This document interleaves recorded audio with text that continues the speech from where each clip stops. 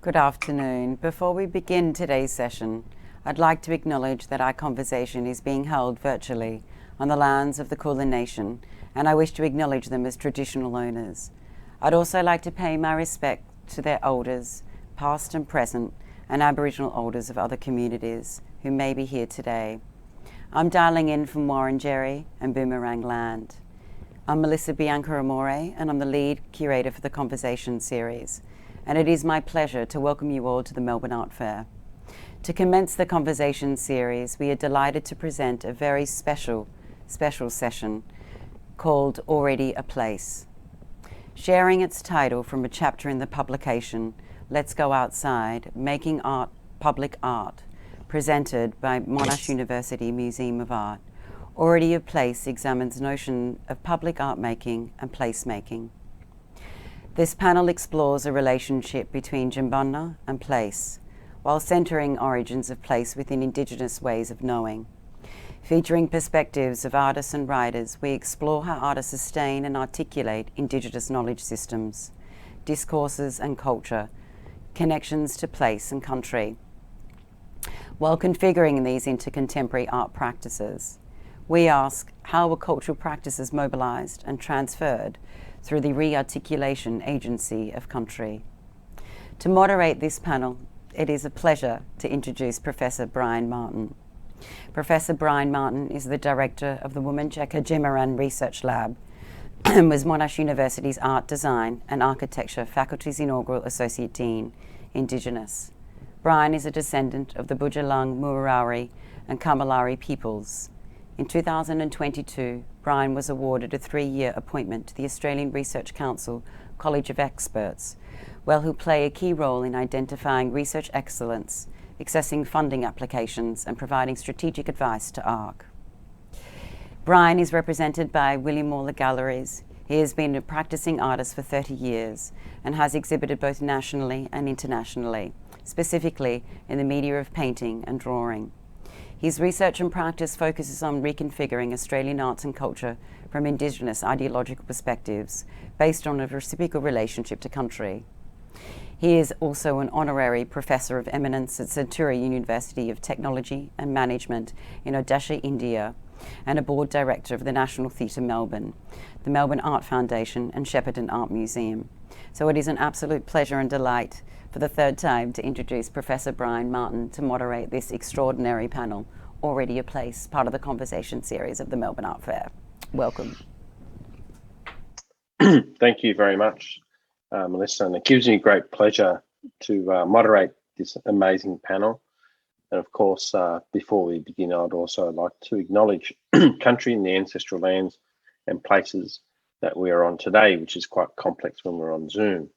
But nonetheless, Nagala na Yungan, Nagala gira mala Yungan, Wana jala mala gulugala Yungan, Nagala na mala Yungan, Nagala na mala Jungan. Yay Yama Garago, Wurundjeri, Jungan, Bunwurong Jungan, Warong Jungan, Kulin Jungan, and Nagalaga Banjul, Kulin Jungan, Nagalaga Durin Bijama Burin. I said I show my respects to, we belong to country, we look after country, we don't do wrong around country, we do not harm country, we belong to country. I show my respects for Wurundjeri country, Bunwurong country, Wadawurrung country where I'm located, and Kulin country. And extend that respects, of course, to Bunjil, the great ancestor of the Kulin nations, and also that respects to our elders.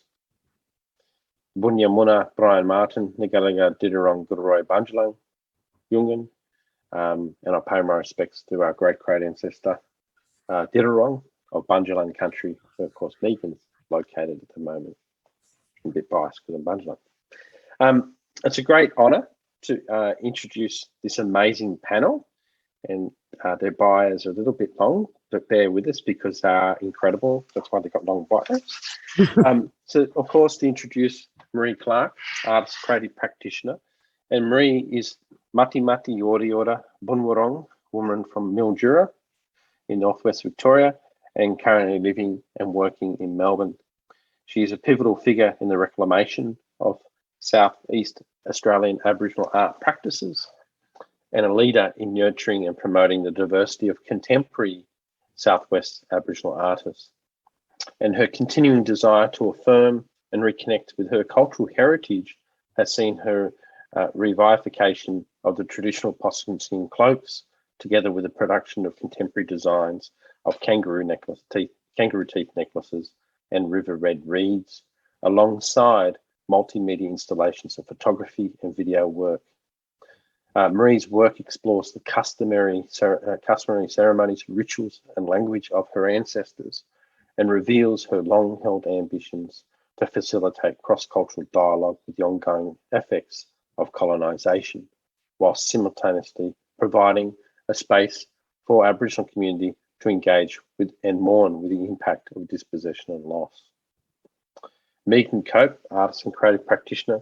Megan is a Quandamooka woman, North Stradbroke Island, southeast Queensland, and her site-specific cultural installations, video work, and paintings investigate issues relating to identity, the environment, and mapping practices. Megan's work has featured in several notable exhibitions, including the NGV Triennial 2020, the 2020 Adelaide Biennale of Australian Art, Monster Theatres at the Art Gallery New South Wales, Australia, the National 2017, and the Art Gallery New South Wales, Defining Empire, third National Indigenous Art Triennial in 2017, at the National Gallery of Australia, and more. She's held many solo exhibitions at the Australian Print Workshop, Melbourne, the Australian Centre for Photography, Sydney, This Is No Fantasy, Melbourne, Fairly Contemporary, Melbourne, and Spiro Grace Art Rooms, Brisbane. Between 1917 and 2017, to say rather, and 2019, not saying you're that old, Megan. Megan was the official Australian war artist. Megan's work is held in several notable collections, including the NGV in Victoria, Queensland Art Gallery, Gallery of Modern Art, National Gallery of Australia, Art Gallery of Western Australia, Melbourne Museum, Musée de la Civilisation, Canada, public arts commissions, including After the Flood, James Cook University, William Nagalut, Our Place at Monash University, Melbourne Museum, and you are here now at the Australian Catholic University. Yhonnie Scarce, artist and practitioner, was born in Woomera in South Australia and belongs to the Kakatha and Ngunnawal peoples. Yhonnie's interdisciplinary practice explores the political nature and aesthetic qualities of glass and photography. Her amazing work often references the ongoing effects of colonisation on Aboriginal peoples. In particular, her research has explored the impact of removal and relocation of Aboriginal people from their homelands and the forcible removal of Aboriginal children from their families. Family history is central to Yhonnie's work, drawing on the strength of her ancestors, and she often offers herself as a conduit, sharing their significant stories from the past. She was recognised with a major survey show at ACCA and IMA in 2021, with work spanning the past 15 years of her career. She was also the winner of the prestigious Yalingua Fellowship 2020 and selected with the Edition Office for the National Gallery of Victoria's Architectural Commission in 2019, which is awarded the Small Building of the Year Award at the Deason Awards and the Award for Small Project Architecture 2020 at the National Architectural Awards. In 2018, Yhonnie was the recipient of the Kate Chalice Rucker Award for her contribution to the visual arts in Australia, as well as the Indigenous Ceramic Award from the Shepparton Art Museum. Up-and-coming international exhibitions include Palais de Tokyo, Paris, France, Aichi Triennial at 2022, Japan, and Icon Gallery, Birmingham, UK.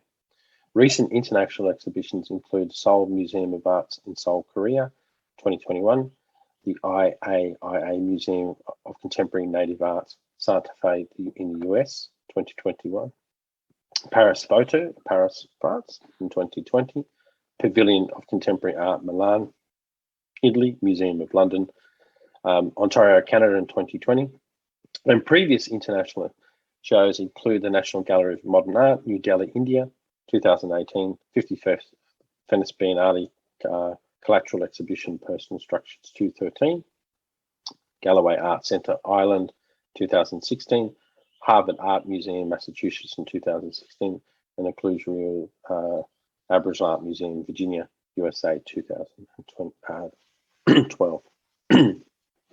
Also, our final panelist, of course, Tristen Harwood, who's an Indigenous arts writer and cultural critic. And Tristen is an Indigenous early career writer based in Melbourne. He publishes creative non-fiction grounded in biomythographical approach. I pronounce that word so good, I think. Weaving Indigenous life experience, research and myth into narrative form. And his work is concerned with history's fringes, not its forebears, outsiders, human and otherwise, who rupture prevailing narratives. And since 2016, Tristen has worked as a freelance cultural critic, publishing essays, reviews, and criticism on art, decolonising practices, architecture, literature, and film. And Tristen's writing is published in Australian and international publications, including the Monthly, Art Review, Overland Journal, Art Almanac, Magazine, Metro Magazine, amongst others. Has worked as a research assistant at the University of Melbourne. So quite an amazing panel, but very important that we go through their bios, because we're in for a treat, I think, today. And just to go back to that question, when we think about place, academic Mary Graham, Indigenous academic Mary Graham states, for Westerners, inquiry precedes place, but for Indigenous peoples, place precedes inquiry. So thinking about that, I'm going to start with you, Maree, and in particular in reference to ancestral memory and the revitalisation of cultural practices. How are cultural practices mobilised and transferred through the re-articulation of the agency of country and place? So how does your work relate to place? You're on mute. I've got 3 puppies, so I've got to mute it every now and then. Yeah, so they might join us, they might not. But yeah, place for me is being connected to country, culture, and place, and I can't separate any one of those. And everything that I do is connected to my country, to my culture, to my family, and it's sharing those experiences and absolutely everything that I do, and my whole house and my space. And I have so many things here in my little backyard here in Yarraville that are collected from country, that we recreate these cultural practices and share that knowledge with future generations. Yeah, so for me, it's totally embedded in who I am. And I guess to be able to do research in museum collections, not only here but around the world, and learn the skills of recreating these objects and items that I do and turning those into art practices like in the 21st century, but they're all based on traditional art practice and country and place. So yeah, I feel pretty privileged to be able to be still doing this over 30 years later, you know, and to be able to share and take my family and other people on that journey. Thank you so much, Maree. And we'll come back, or we'll go through the panel in relation to place, and then come back and ask a bit more detailed question in relation to that. Thank you. Megan, if we come to you, your practice being multi-directional and examining identity, mapping and environment, to name only a few, how do you approach your creative practice from that position of place? If we think of place as a matrix of relations that even Maree sort of alluded to. Yeah, I mean, very early on in the piece, I was thinking about how do we show people what it feels like to be us and understand the depth of our relationality and our ability to see through time, and so, you know, after teaching a lot young people at the university and realizing there was so much resistance and disassociation, still, I realized that working with maps and working with tools of sort of, you know, colonial tools of dispossession was sort of probably going to be the most effective way to connect this sense over a document or an object that white people kind of really understand and have an attachment to, and you know, these are the types of documents that help them navigate through our country. So yeah, that's what I wanted to do in the first instance, is to challenge people's understanding of space, and also understand that you know, we're speaking language every day, you know, unconsciously. You know, so many people were resistant to acknowledging that Brisbane is an Aboriginal place, you know, and then but only because it's named after a colonizer now, so that association through English. So it was really interesting, you know, when I started to say, what about Talabudgera? What about Currumbin? You know, do you go surfing? Like, what kind of Aussie activities? And then, you know, reminding them or revealing to them for the first time that these are Aboriginal place names. So, yeah, I kind of have been steadily building on that, doing it over and over and over again, so that it sort of, you know, in the hope that it becomes normalized. And yeah, I've worked over military maps, geological maps, all of those sorts of documents, to just and you know, amplifying language that's already in there, using the kind of colonial methods or techniques in a way as well, like of just repositioning us at the front through, you know, language in a dominant position, and even if people can't read or know what those words are, they know that it's Aboriginal. And yeah, that's been sort of really important in connecting those layers of, you know, how our identities are informed by place, you know, yeah, and the depth of that, or lack thereof. So yeah, that's kind of really the premise and motivation of a lot of those works. Excellent. Thank you, Megan. And we'll come back to that idea, especially one of your particular works after, in terms of the dynamics of mapping, because there's a really interesting intersection between that, from a Western mapping to an Indigenous notion of mapping country and things like that as well.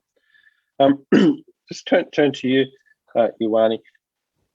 In your amazing practice, I'm a very big fan of your work, not to shame you, but I think it's just incredible what you do. In your amazing practice, how do you build relationality of practice to place as a process in your thinking and making? And in that, I want to ask you, what's your starting point in that way? Yeah, it's a good question, because yeah, field work is a large part of my practice. I think I don't have like a studio as such. I think I move around quite a bit. Like prior to the pandemic, I was often back and forth from Adelaide, and I'm starting to do that again now that we're opening up. So and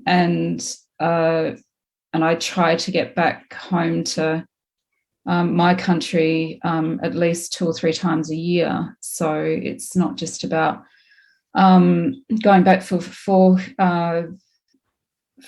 research. It's also going back to connect back to country for me to regenerate myself, really. So, and I think with the history of the colonisation of Australia, I think it's really important to go back home to my safe place, I think. And one of those places too is my birthplace of Woomera, which is a funny place in itself, I think, but it's on, Gulgitha country, so it's has multiple meanings for me. So and so I think place for me means many things. I think it's kind of it takes me overseas quite a lot, because it's sort of I do tend to look for issues of colonization and genocide in other countries too. So it's important to think about how other countries are dealing with it, because I think, Australia is, like, we are getting better. I think I'm very grateful for our allies, but I think, like, it's something that needs to be really looked quite deeply, I think, of how particularly the government at the moment is very good at ignoring that, and has been doing that for a long time. So yeah, it's something that I value a lot in my art practice.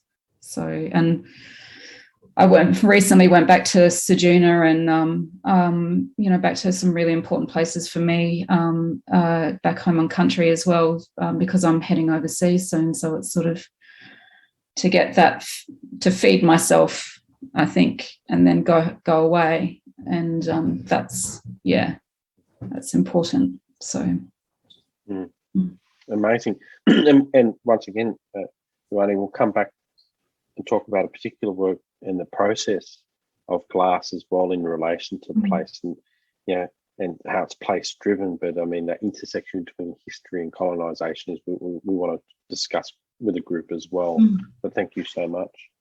So moving to you, Tristen, and when we think about developing criticality in writing and how that's insignificant, it is so significant in terms of looking at Indigenous cultural expressions in regards to country and place.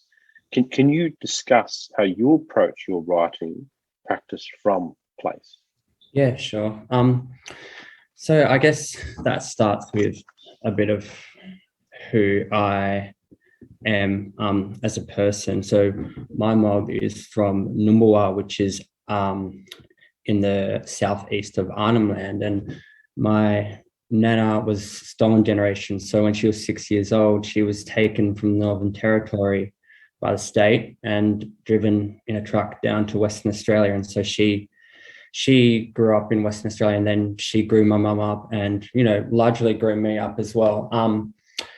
And so in relating to place or country, really, in that sense, it's always also a form shrouded in this sense of like ambiguous loss. And that's a place of grief, but in the way that my Nana's homesickness became part of our family culture, and her kind of the way she related to that and tried to reconstruct reconstruct kin. So she built a family in Western Australia.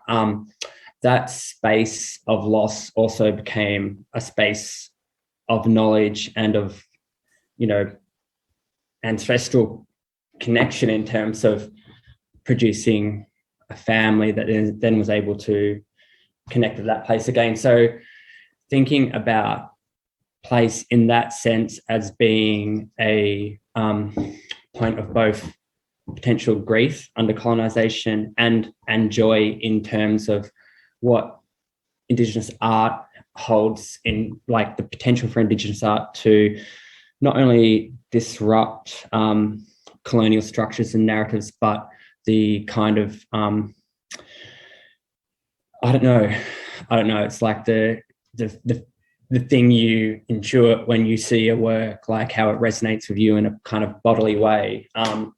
So that kind of, in thinking about that and in thinking about how artists work with that, I start my critical response to any artwork is I try to approach it from a place of spectatorial generosity. So I want to meet the artist's own like generosity and time and energy and connection that's in the artwork with my own. So that happens in various ways.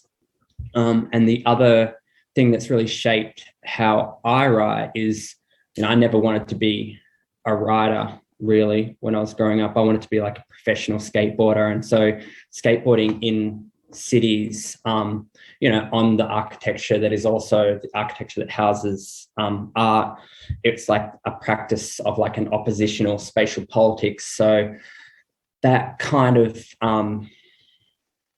I guess, like, embodied kind of disruptive act is what I try and bring to thinking about the kinds of institutions and the, capitalist, colonial, imperial structures that they exist within. So whenever I look at art, I'm looking at like, okay, materially, does it do what the artist says it, aesthetically and materially, is it what the artist says it is? How do the curatorial gestures either provide a space for the art to exist in its fullness, or do they interdict it?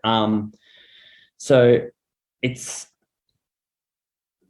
really difficult because you're trying to look at the art in its own right. You're trying to be often counter-hegemonic and also deal with settler grammar and the tropes surrounding Indigenous art that have proliferated through that grammatical structure. So things like not falling into reading art topographically, thinking about the artist's relation to the work, and the work's relation to the place that it exists in. And I guess I'm carrying on, but like also trying to, there's who's passed away, a great environmental philosopher, Val Plumwood, white woman, who spoke about shadow places. So thinking also about materially, what are those extractive zones that artwork relies on? So trying to extend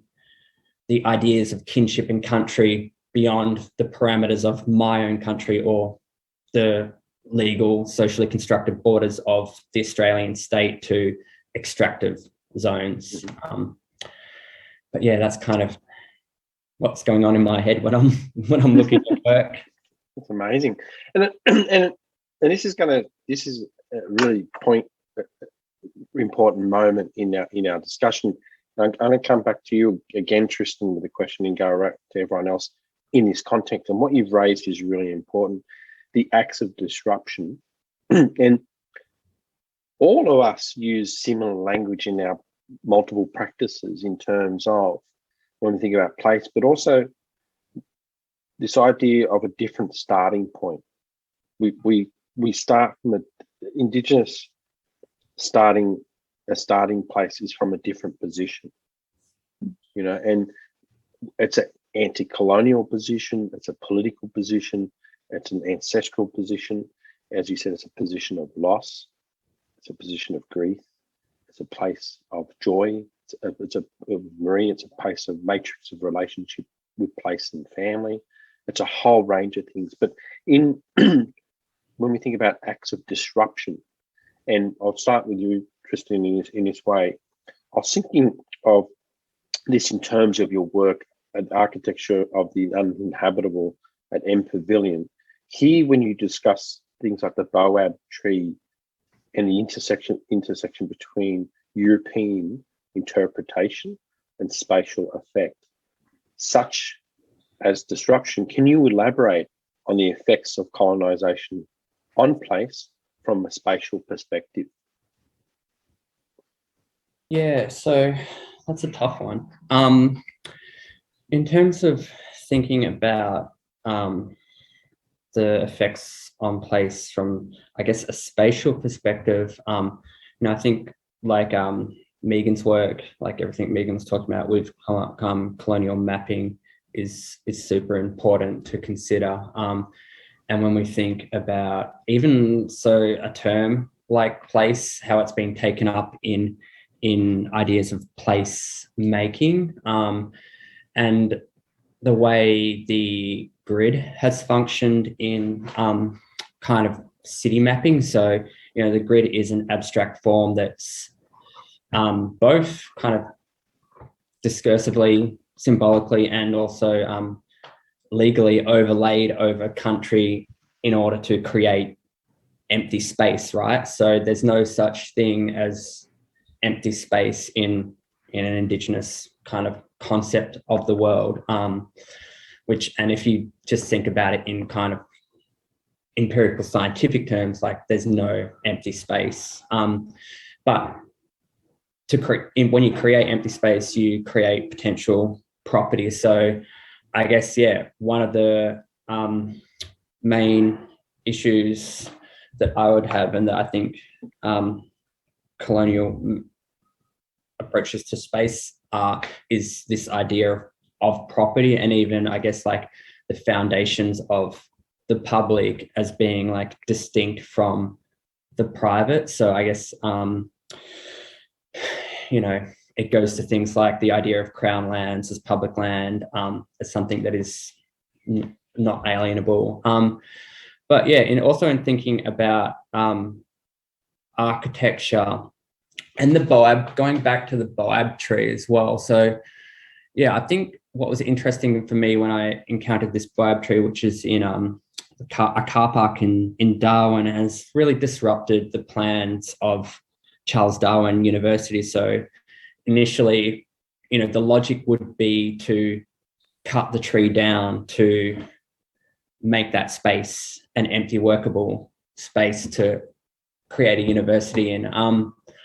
But working from an Indigenous standpoint, that tree would have a very specific kin relation to the people of that place, and also it's embedded with layers of history, where such as like the Jabberong trees, scar trees, those types of things. So in terms of thinking about, like, there's an erasure of kinship that happens because the tree becomes fungible in a colonial mindset, and it's just not, it would have to be negotiated depending on its kin relation. So I don't know if that answers the question at all, or no, absolutely, Tristen, because I think the important part of that, what you've written in that, is this idea of this relationality between Western configurations of place to Indigenous place as well. And Paul Carter talks about the idea of, in Lie of the Land, covering place with concrete, and trying to make even the uneven native ground, so to speak. And I think that's what's important about what you've written there, that when we think about spatial relations and architecture, and in particular when you talk about skating on top of architecture as disruption, it's like, how do we, Maree uses amazing technologies in her practice as well. And it's like, we don't just use these ancient practices. We're not a people of the past, but a people of the present, using multiple past, multiple presents, and amazing futures. There's so many layers to what you said. I mean, that's just a PhD in itself. So I don't think we can, which I think you all should be doing at Monash University, but that's another thing. But we'll get to that. I always have to recruit, you know me. But I want to move to you, Megan, and one of your beautiful works, which I love standing in front of course, was at the Tarawara Biennale, Currents 3 Freshwater Studies. And when we think about amazing, what the relationship to what Tristen was talking about, this matrix of relations, and also mapping and different types of, there's Indigenous mapping, there's Western mapping, the grid. And when you think about that work being a kinetic installation, focusing on climate change, particularly concerning rising sea levels and ocean acidification, it was transformative, that work as well. And this work also connects local, pre-colonial, social, economic histories, as well as ocean acidification testing. And it asks us to consider where we stand in relation to landscape and Australian culture, and how our actions will shape them for tomorrow. It's so potent. So how does the materiality of your practice, in particular that work, disrupt colonial place and space? Well, I'm not really sure. I mean, with that, I'm also really interested in, like, you know, the romanticization of place. And, you know, when we know a place like we do as Aboriginal people, you know, if you've had that, you know, if you've been able to grow up on your country and know a place, or just, you know, sometimes people grow up on other countries and be looked after by a local mob, and you get to know a place. You know, when you hear people romanticize or discuss place in particular ways, like out there on Wurundjeri country at Tarawara, it's so beautiful.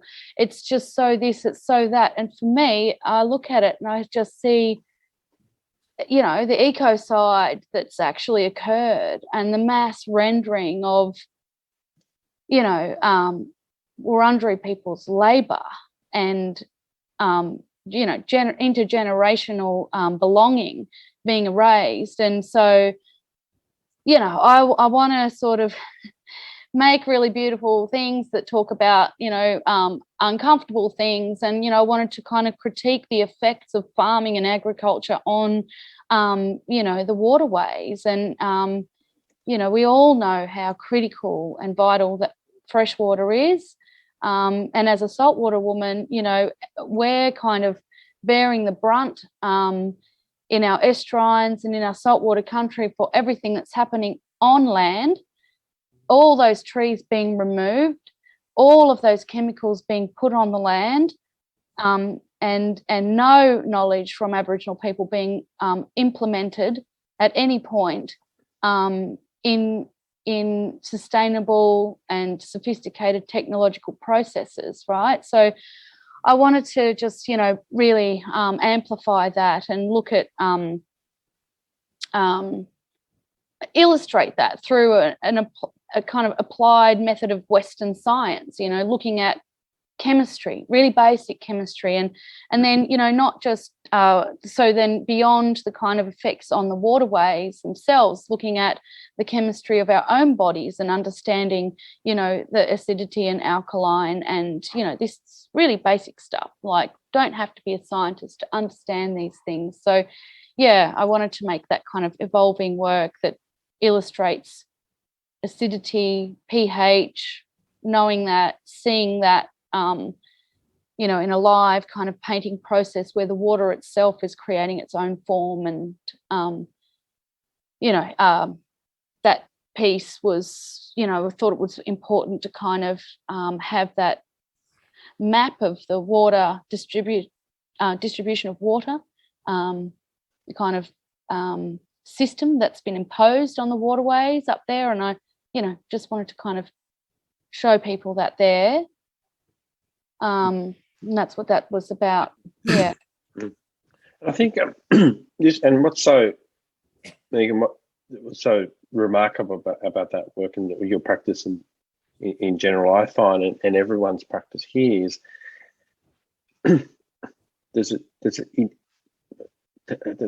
inadequate words to describe what we all do. And what you all do is there's an intelligence seduction in what you do, because you bring people into this aesthetic, and there's an amazing materiality what you make, yet the narrative behind it is there's, like, as Tristen was saying, those notions of loss, and you said intergenerational erasure, all these different things. So there's a deep subversive nature of your collective practices by doing so, and I think that's why it's palatable for the Western eye, because it's like by the time someone gets into it, they're going, shit, I've gone too close into it. I have to actually confront it instead of being in your face. Yeah, there's a very smart politics in what you all do. In that, and thinking about this, Yhonnie, and I think back to one of my favourite articles between, of course, Daniel Browning, amazing Bundjalung person, and a lens and a mirror. And in that, it was the work Blood on a Wattle in 2013, which was commissioned for the exhibition at Palazzo Bembo. And it featured 225 hand-blown glass anthropomorphic forms encased in a perspex box. One thing that comes out of that article and the conversation between Daniel and yourself is when you reflect on the power of glass as a medium to convey a political message. And here, for me, you look at the articulation of materiality and what that means in an Indigenous way of thinking. And the interesting thing in your work is the transformation of the material, how it operates from a molten state. And there's a significantly bodily experience in the making. And the forms also do not represent just organically created forms. They're also forms that are almost like gams and used to present bodies, corpses, and this is their materialization. And in that discussion with Daniel, you talk about how you allow glass to do its own thing. It has its own agency, its materiality to dictate the artistic trajectory and form. So I know it's quite layered, but can you please elaborate on the agency of the materials you use and how they relate to place and also importantly then to history? I think in one sentence. Yeah. Yeah. What do you yeah, I was talking to someone about it this morning because the question comes about quite often actually is why did I choose glass? And I think I don't think I chose it. I think it chose me because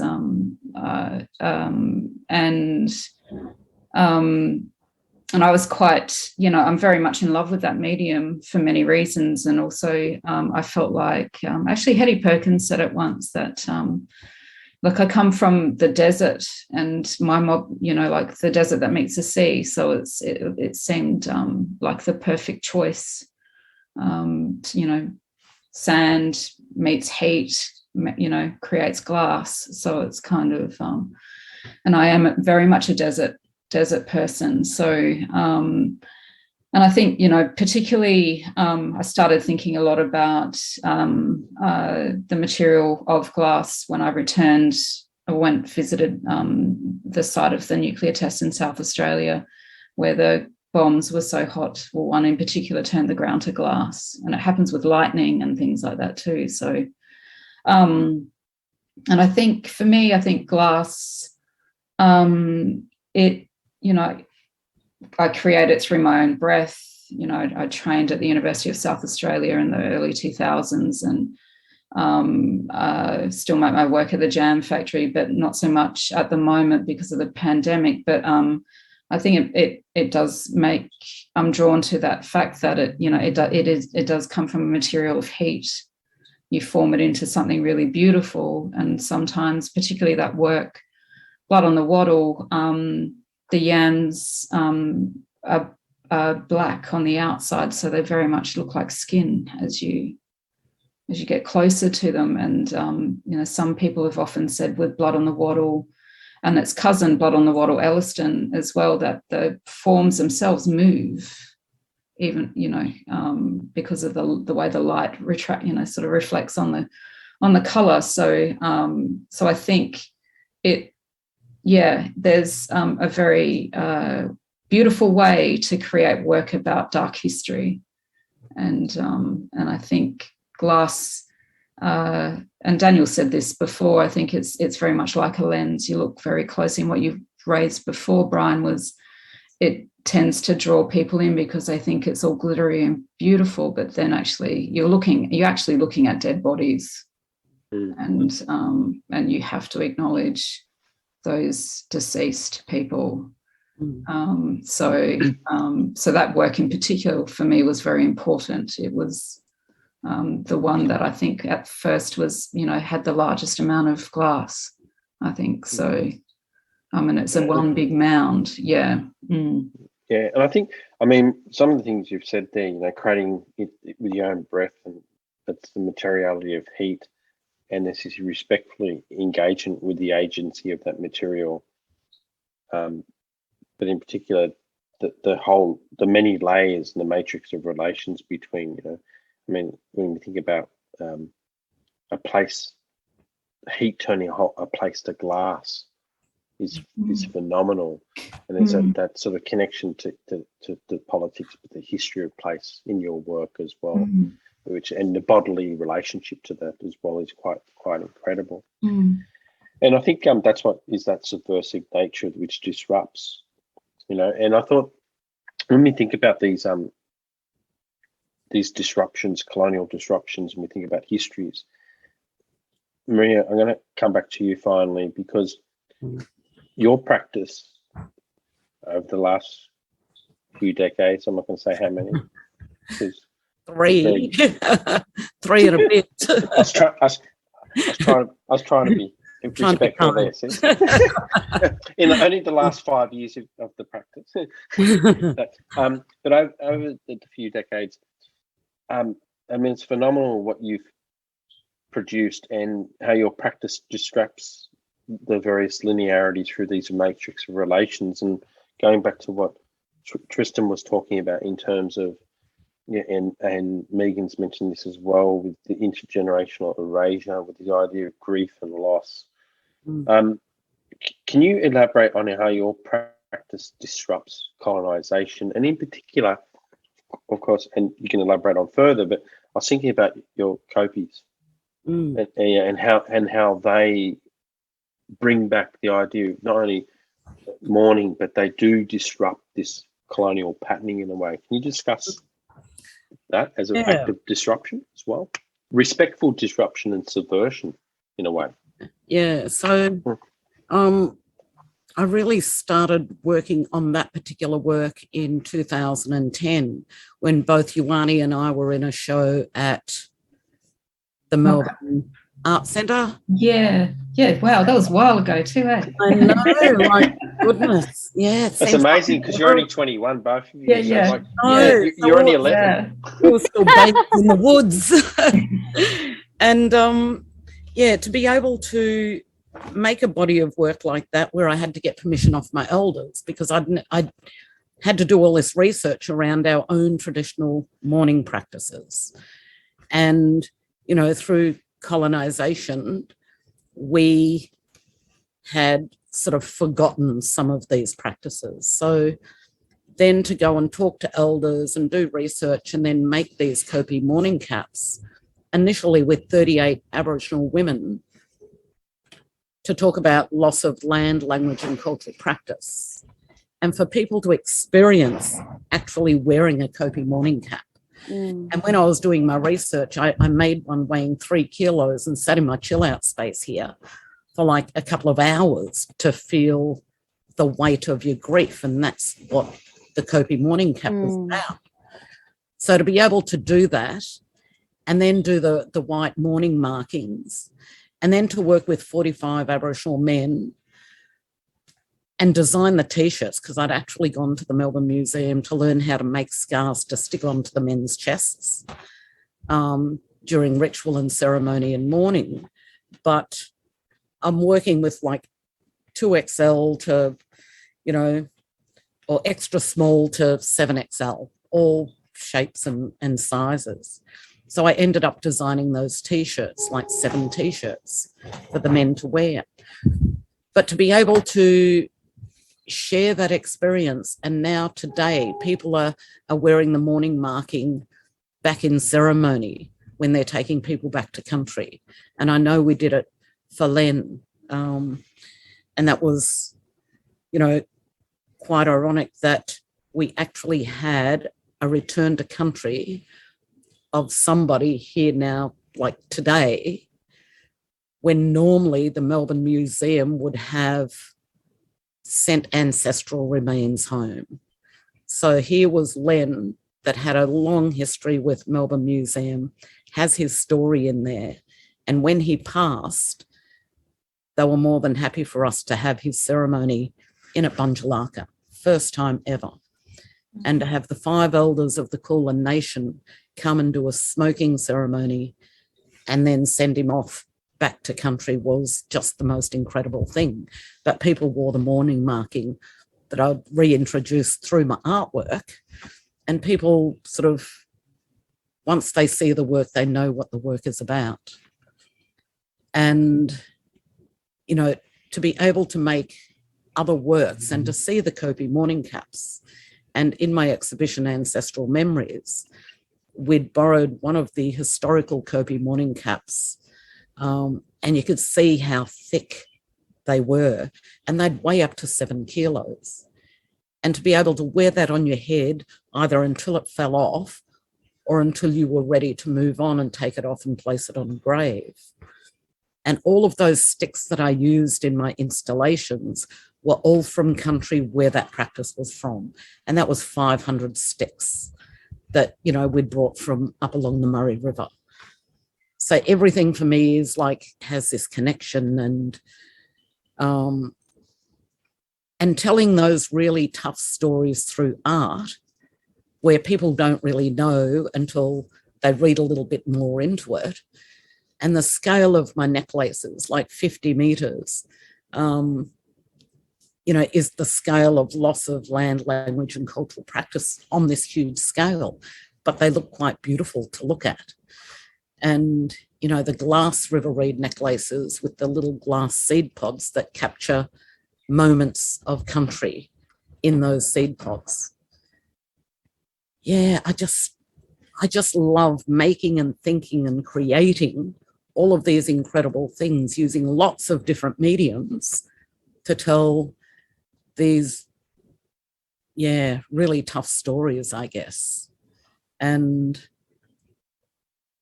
because I don't write and I really don't sketch, and I just think every which way I'm going to make that work, and then bang.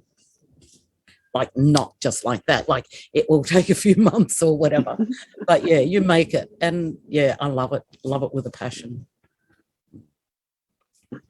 Thank you so much. That is amazing. We're sort of coming to the end of our panel discussion, and when we think about the place we started from just under an hour ago, we've covered a lot of different places, and I think going back to Mary Graham, who talks about, you know, place preceding inquiry for Indigenous peoples, she also states place is not just a geographical location. Place is also events in particular points in time. So that's why we take place with us. Mm-hmm. And just thinking about what you were talking about, Tristen, in terms of talking about your nan and creating place in another place. There's a matrix of places. And we've got to remember there's no linearities or binaries in Indigenous ways of looking at the world. It's not a Western structure. And it's so powerful and potent. So when we think about the many layers that we've spoken about, and some of the, just to sum up some of the things we've been writing down, key words when we think about resistance, subversion, agency, colonization, genocide, respect, romanticizing, ancestral connection, intergenerational erasure, place of knowledge, mass rendering, kinship, place naming, place making, the matrix of relations, the matrix of histories. And there's just a number of things that I was writing down as we were all talking, but there's so many different layers to what you do as practitioners and how that relates to place.